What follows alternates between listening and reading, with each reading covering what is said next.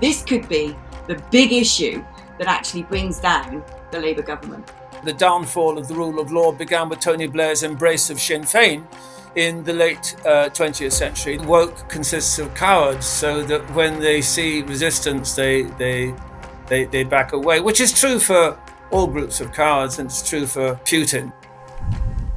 Hey, my name is Justin. This is the Brussels Signal Studio, and this is Interference. It's our new podcast, and I'm here with Alex. Hi, Alex. Hello, guten tag, salut, all the rest of it, ciao. Bonjour, buongiorno, buenos dias.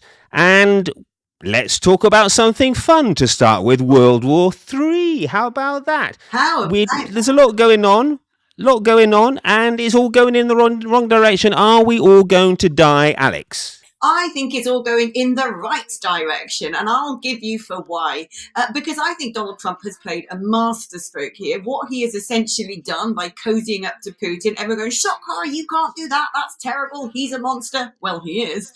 But then sort of screaming on Truth Social how he's going to murder the Ayatollah in cold blood and nuke Iran into smithereens unless there's ultimate surrender. He's actually created this schism now between Moscow and Tehran. The anti-Western axis is beginning to crumble, and Putin's stepping away from his mates who are supplying all the drones and resourcing his war efforts in the Ukraine. And at the same time, it seems to me like Iran are pretty much fighting a battle that they're not going to win at all. I've been fascinated by things like the American capabilities, the bunker buster bomb, which the B-2 will drop onto those compounds where they're developing their nuclear warheads. And Israel saying, if you thought us blowing up the nether regions of Hezbollah was a crafty little tactic, wait till we've got what we've got in store for you. So I actually think that this is all going in the right direction. I think that Donald Trump's aiding and abetting Israel to wipe terrorism off the face of the universe. And I think it's kind of leaving Putin ostracized as well. So win, win, win, win. Right, so Donald Trump is this week's hero, and this week's zero is...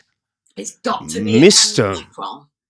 It's got to be Mr. Macron, President Macron, excusez-moi. And why is he this week? What's he been up to, Alex? Well, he just opens his big bazoo, doesn't he? It's his grande bouche. And he comes out and he says things that he thinks speaks on behalf of all of Europe. It's a bit like when he went to that impossibly massive white table and sat opposite Putin like the little pipsqueak that he is and smacked his little hand on the table and said, you've got to stop fighting in Ukraine. And Putin just went, all right. Bye then. And he's kind of done the same. The G7 who's standing going, oh yes, it is amazing. Donald Trump, he wants to have a ceasefire. It is brilliant. It's why he's left early. He's going back to tell everybody that is what he's going to do. And Donald Trump went, yeah, thing is about Emmanuel, he always gets it wrong. So, once again, he's looking like basically a little pipsqueak of a bozo who thinks he's a Napoleon and frankly has never got his finger on the right pulse. The pint-sized Napoleon. And of course, he's been in... that was my French accent, by the way. I don't know if it came across as French. He's been in Greenland over the last few days, and he's been talking tough again, n'est-ce pas? Right, exactly. And this is because Donald Trump being Donald Trump, a sort of strange transactional, acquisitional businessman character, and kind of not really like a normal politician at all, turned around and just kind of casually said, yeah, we're going to buy Greenland. We could do with that. The whole war over oil in the Arctic and shipping routes as ice melts. We need a bit of Greenland strategically. And, of course, Greenland doesn't belong to Greenland. Greenland is part of Denmark, but not in the EU. And Macron's turned around and flown there and said, we are going to fight on your behalf. We send our cheese-eating surrender monkey. We defend your territory. No doubt the only reason he was there, the only reason Macron turns up to most places to have bilateral agreements is because he's got his eye on fishing. That's all he cares about. He clearly just needs a few more fishies to put on the dishes of the French people. How do you say cod or herring in French? Herring. I'm looking to our producer now. She's French. How do you say cod? If I thought about it, I could probably dig that one out of the grey matter somewhere, but not on the spot. Huh? Herring is herring. Cod. Macron. There we go. But listen, this guy, he seems to want to paint himself as the EU leader, doesn't he? I mean, we do have so many EU leaders, I kind of lose track. There's this Portuguese guy, Costa. there's this German woman, von der Leyen, but he's overshadowing them, isn't he? He's going off on these one-man solo, look at me, I'm in Greenland and I'm going to defend Europe from Trump kind of missions. Right. And this must be this. Has he got some kind of ego issues? Yeah. Has he got an ego? I mean, he's got short man syndrome, that's for sure. I mean, do you remember just after Brexit, he decided he needed to make a new European Union of only certain states with Britain involved, and he'd be the leader of it. I'm like, all right, talk about sort of big ambitions. But he likes to think he's the geopolitical interlocutor. But most people think he's just a bit of a bozo, to be honest. Poor little Macron, and especially considering one of his most recent diplomatic trips, the doors of whatever the equivalent of Aircraft One open on the French president to see his wife shoving him in the face out the way, and he sort of stumbles side to side and gives a coy little wave and a smile, and you just think it's not going very well in your world, is it? I reckon if you're kind of a powerful leader, or even thought you're a powerful leader, you must like a bit of S&M on the side. I reckon it kind of balances things out, right? Psychologically speaking, you're bossing people around and threatening to kill people, which of course he doesn't do. And then on the side at night, you need someone to give you a good spanking. It seems to be the thing to do. No? Yeah, Alex, I ask you. Napoleon's private life, then it certainly would fit in with the sort of historical French mode de vie, let's say. Maybe it's a French thing. Yeah, I'm getting carried away here. Before we have too much fun, let's introduce Kevin, as we have a guest here. Kevin, we were talking about World War III when we started. I don't know if you have a take on this. Kevin, by the way, is a veteran journalist, and he is well known across Europe, in fact, for escaping the woke mob. He's been running from them for years and years, and they haven't yet got him. That's right, Kevin. Is that a suitable resume? I stayed still. I wasn't running. But as you know, woke consists of cowards, so that when they see resistance, they back away, which is true for all groups of cowards, and it's true for Putin. I mean, he's fundamentally a coward, and once he saw that Ukraine had no friends, he and for long reasons had no friends, that he decided to strike. Do I think that Europe's going to be involved in a world war? Probably not least because I passionately desire it not to happen, because before your time, I made a trip to the EU over 35 years ago, just after a trip to Bosnia, where the triumph of EU foreign policy had produced the Civil War, and from which the EU was rescued by Bill Clinton. Is there a more depraved experience in human history than to be rescued by Bill Clinton from any crisis? And anyway, I was in Brussels, and I realized then that what the distinguishing marks of an MEP was 2 or 3 chins, and the upper chin was all greasy from the freeloading that they did. And I swore at that point that I would never have a conversation about European Union again. And up until this hour, I was successful. And now, this deadly afternoon, I find myself discussing precisely the subject I swore 35 years ago that I would never discuss. And you two are, if you like, breaking my virginity and my oath simultaneously in such matters. It is certainly true that Europe is unprepared for war, because it's not a bellicose organization. It was never intended. It's a modern Hanseatic League, and it's quite incapable of fighting. It is not shaped for a war any more than Peru is shaped to take on Russia. It's not going to happen. And I don't think that Putin is interested in Europe.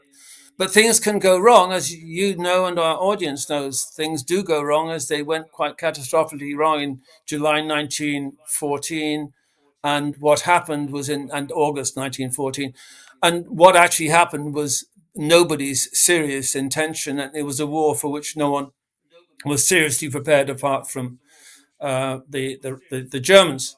So at one level, it's funny, it's entertaining. On the other hand, we both know that catastrophe has engulfed Ukraine from which there can be no rescue, and a catastrophe is engulfing Iran, from which there can be no rescue, and a catastrophe has engulfed Gaza, from which there can be no rescue.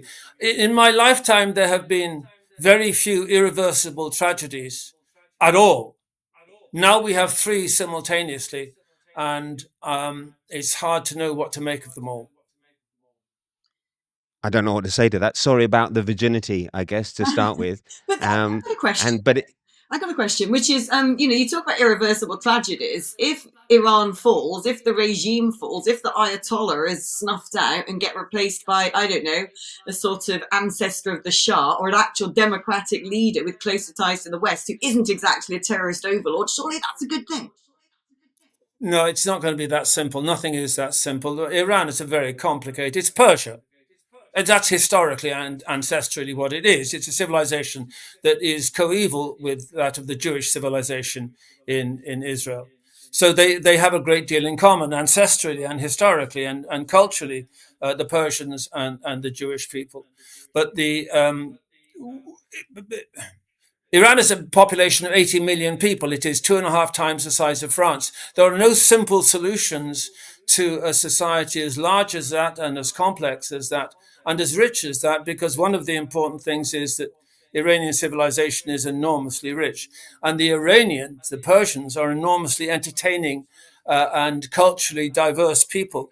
So what you see from Iran is what happens when you have a few zealots, the contemporary equivalent of the Nazis, taking control of a very sophisticated and enlightened society, as the Nazis did in Germany in the 1930s. And there is no easy escape from this. It is full of bloodshed and pain and suffering. And it would be foolish of me to think for 1 second that I could give you an explanation of what is going to happen, because I have no idea.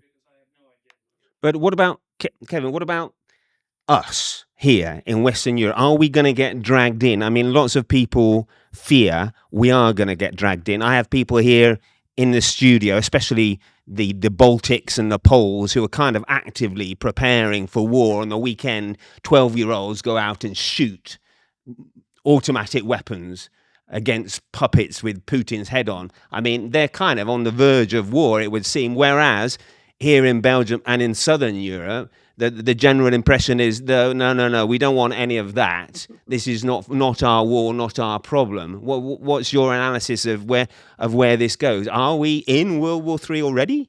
The simple answer is no, but let me just go back to the lynching you described that I had happened. Without that lynching, I would not be working for Brussels Signal. And I'm very proud to be working for Brussels Signal and to be working with people like you, because you have opened up an insight into Brussels, which I would not otherwise have, and into the slum, the moral and political and financial slum that is Brussels, and the semi-empire that it has. One of the characteristics of this empire, it has on the front line really noble polities like Hungary and Poland and Romania, who are standing up for their sovereign rights as states. And in the west of Europe, we have abject, cowardly and broken civilizations that no longer have self-confidence in what they are and who they are and what they have been and what they can be in the future.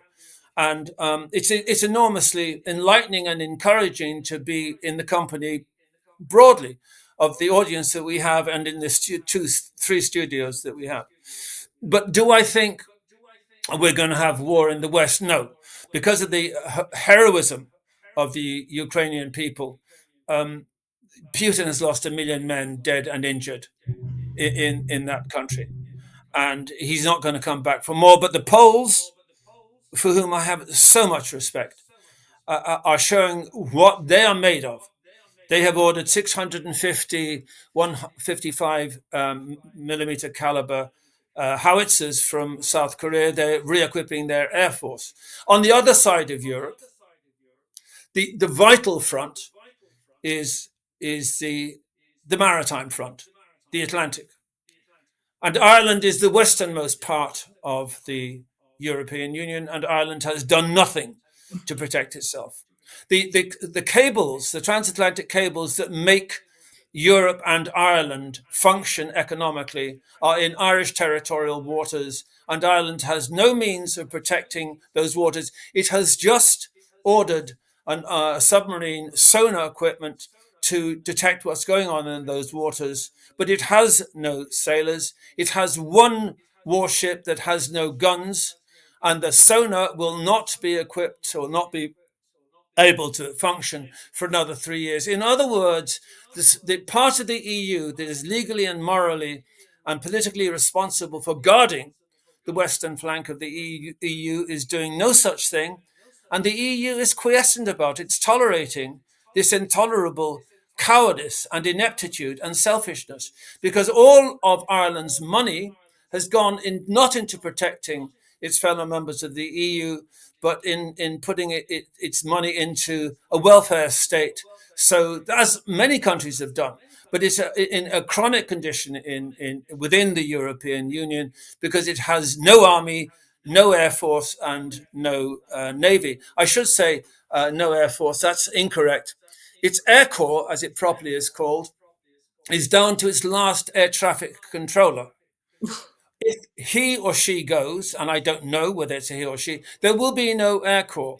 How has the Irish government responded to this crisis? By renaming the Air Corps the Air Force. Now, what we've got here is childishness on a global scale. And that's an infection that Ireland picked up from the EU, because, and from also with the United Kingdom, and also with the umbrella of NATO. We have so many corrupting forces here for the Irish, who are the most vulnerable because they are the most self-regarding people in Europe. And they have been reassured that it's not necessary for Ireland to protect itself, its waters, its seas, its skies, and its people, because other people, primarily the United Kingdom and the United States, would do that for them. And now they're faced with this crisis where they have no means of capacity to defend themselves and no real willpower. And the big question mark, which is barely being registered in Irish life, is what will happen next. It's a question which applies to all of European countries. I don't think Russia is going to attack us, but if it did, it could do so without response. What about the UK then? What do you think? I think the UK is a tragedy. Is the UK in the same position, Alex? What do you think? Are we defenseless under Starmer? Yeah, I think, look, we are struggling, certainly. We've had a long history of not putting enough money into our defence, and when we do, we buy the wrong stuff and stuff that doesn't work, or we focus our attentions in the wrong areas, and we constantly have all of these ridiculous DEI schemes where white male fighter pilots are being told to pack their bags and go home because they don't have tits and they don't have the right colour skin. It's absolutely ridiculous. The agenda of some of our, defence barons has been completely wrongly focused, although I do think there has been a big waking up exercise with the latest defence report pointing out what needs to be spent and where, which Sir Keir Starmer's just gone, oh, okay, we'll do that then, which is all Sir Keir Starmer ever does, takes instructions from higher powers. But I think the big risk actually facing Ireland, and I think it could be the first country to fall, is the same risk facing the UK, is the same risk facing Germany, is the same risk facing France, is the same risk at one point facing Sweden, which is mass civil unrest over mass migration. Ireland is in a particularly tense position. There's been huge rioting going on over in Ireland. And so the problem is, of course, a lot of Western European countries in their sort of post-Merkel, open-hearted, dim-witted, let's just let the whole world in, it doesn't matter if they're terrorists and murderous misogynists, now finds itself very preoccupied with trying to gaslight its own people that they haven't essentially committed atrocities of cultural vandalism. So I think that's probably the biggest threat right now to Ireland. The United Kingdom would come to the rescue of Ireland, but, as Kevin was saying, actually guarding infrastructure, critical infrastructure, because these will be the targets of the IRGC, of the GRU. They'll be the targets of, Chinese spies as well.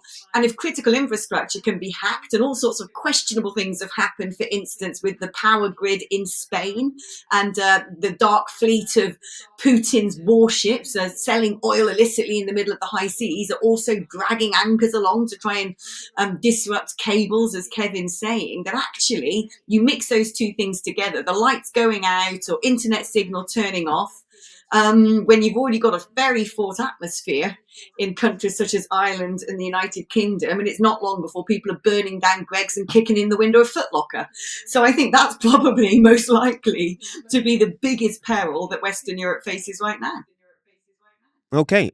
Well, that's war done. Oh, that's the war subject done. In fact, what you touched on it there, Alex, and this is relevant to our next section, which is under the radar stuff, stories that our European viewers might have missed because they've been under the radar, and it goes to your point on immigration and the so-called, is it the Casey report? Have I pronounced it correctly, report. Alex? Right, so I'm going to try and do a little potted history of what's gone on here, because there's been many twists and turns. Go for it. Essentially, Elon Musk got obsessed with the rape gangs in the United Kingdom. He had never heard of it. The US hadn't heard of it. Most of Europe had never heard that this was going on. And he went, what the F is happening in Britain? That you've got a load of Muslim men creating gangs and targeting, abusing, raping, even murdering and turning into kebab meat young white British working class girls. And this has been going on with potentially hundreds of thousands, if not more, victims across towns and cities, basically the length and breadth of the United Kingdom. And we've been told for a long time, no, nothing to see here. It's nothing about people who've come from other countries. We've been lied to. We've been gaslit. Anyway, there have been huge calls and demands for there to be a national inquiry. So Keir Starmer said, no, that would be jumping on the far right bandwagon. We're not going to do that. And then Baroness Casey was given the task of writing a report into the grooming gangs, and she turned around and said, we need a national inquiry, because guess what? The vast majority of the perpetrators are British Pakistanis and Muslims. All of the victims are white working class girls. This is an endemic problem in Britain. There has been cover-ups, and so Sir Keir Starmer now is having to dig himself out of a hole. But things are going to get very interesting, because Starmer, using his legalese, is trying to set the boundaries of this inquiry to not actually include the people who need to be investigated, the members of the police who didn't do their jobs properly, social services, but also the government and the local councils. All of these atrocities seem to happen in Labour-controlled areas, and there is a huge building body of evidence that, guess what? Local Labour MPs potentially knew what was going on. People sitting in the cabinet potentially knew what was going on and covered it up, much like they did the Southport massacre. And that potentially local Labour councillors were involved, but certainly Labour activists were definitely involved in both the perpetration of these horrific crimes and then the subsequent cover-up, because the Labour Party for a very long time has been using the Muslim community to, ballot stuff and play around with postal votes in order to get them over the line. The Labour Party has always had to pander to the Muslim vote, especially in big multicultural areas, to win their seats.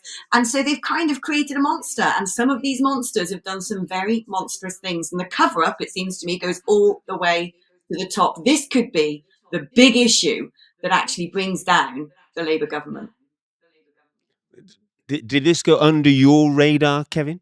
Oh, no, that was been my radar throughout. If you just have to have half a mind and an eye, you'd be aware that this was a colossal scandal. I have many of my family living in England, so I was fully aware of the catastrophe that had befallen so many white working class girls. I was also aware of the complete silence of British feminists or English feminists on this issue. When it had already become very obvious, they said nothing, because in the priority or the hierarchy of victimhood, immigrants and Muslims in particular are more precious and sacrosanct than white working class women. And the white working class girls, they were girls, they weren't women. These girls were raped and drugged and raped and drugged and raped again in full sight of the authorities and throughout the Crown Prosecution Service, which for a long time was led by Keir Starmer, did nothing. Mm-hmm. There was an investigation into this about 4 years ago, which I was following at the time, and it was by a woman whose name I can't remember, and she said, incredibly, that there was no difference in ethnicity between the various offenders across England. She looked at the statistics, and I don't know whether the statistics came from local authorities or from local police forces, all covering up, or the statistics came from her own deranged brain, but she said there was no ethnic component to these rapes, and she underestimated the rapes by a factor of at least 1,000-fold. She was talking in terms of tens or hundreds. And I don't think Alex has already said hundreds of thousands, and I think she's probably right. There's been When you're 11-year-old, we don't need to discuss this in great length, and I'll be very brief. If you are an 11-year-old girl and you've been violated, you will not tell people. yeah. And we don't know how many secret girls have. You can see how angry I am because it's so infuriating. How many little girls have not spoken out? They're in their 20s or even possibly 30s. And we don't know what happened to them because they daren't speak out because the shame and humiliation of being violated when you're 11, possibly by half a dozen men or a dozen men or more. At once, So we have a colossal back scandal of a here. taxi. It's evil. It is, and basically, it seems to me that too many people in positions of public authority were complicit because they didn't do anything about it. And I think that is definitely going to be true of the Labour Party, which is why they didn't want the national inquiry. And I just have a feeling, in fact, I know there are things that if they came out could bring down this government.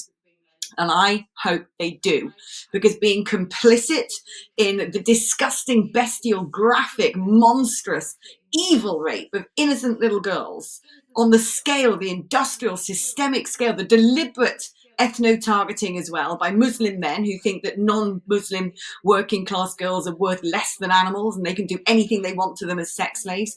The complicity in this by not reporting it, by brushing it under the carpet, by lying to the public about who the perpetrators are, what their motivations are, allowing this to continue to this day. This is still happening.